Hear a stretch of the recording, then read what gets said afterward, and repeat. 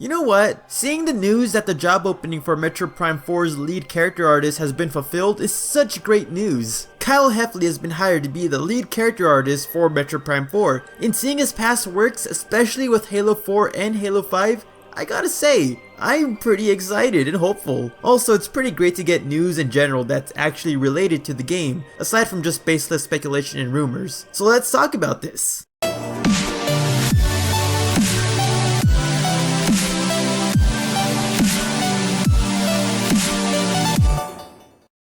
Now, I remember a couple of days ago, I think it was on Twitter, but someone mentioned about how it's been around 5 to 6 months since the art director position was announced for Metroid Prime 4, and since then we haven't had any announcement or confirmation that they have hired anyone, and since the job listing was still open, it kinda implies that they're still looking for people, which kinda sucks. It's such a bummer. It's kinda hard to be optimistic about the game's development and all that sort of stuff when something as major as an art director is still out in the open. Thankfully, this piece of news actually alleviates that.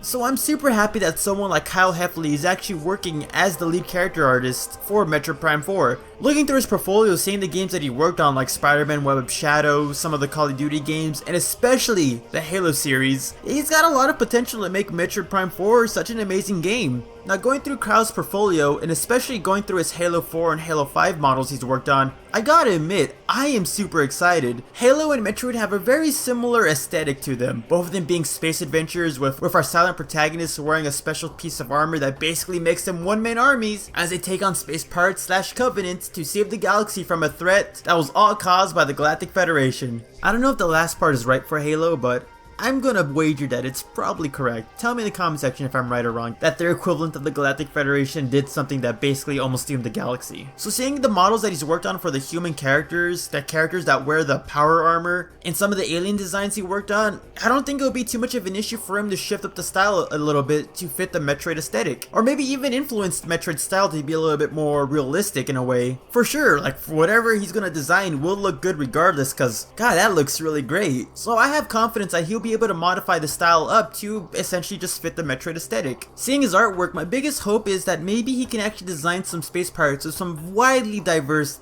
anatomy, honestly. Seeing how he's worked on designs like on the grunts and on the knights, I'm hoping that maybe we can see some wide variety of new designs for enemy space pirates. And seeing the power armor he's worked on, I am super excited to see how he will design Samus's armor, the Galactic Federation armor, and maybe some of the armored space pirates. I am super stoked.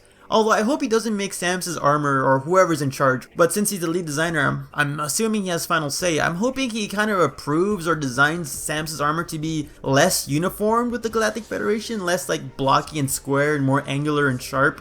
I mean, come on, this is alien space armor, not just standard human space armor, so I'm hoping he makes it more unique as opposed to how Master Chief's armor looks kind of like every other Space Marine armor in that game series. But that's just me assuming and speculating. I'm pretty sure the man would do an amazing job. I am so confident. God, that art looks so great. But of course, that's just basically my opinion and thoughts. I have seen some people actually not get so stoked for the information. Some people are assuming that maybe he might make the game a little bit too realistic, or maybe just copy and paste Halo designs onto Metroid and something like that. But again, I have pure confidence in the man.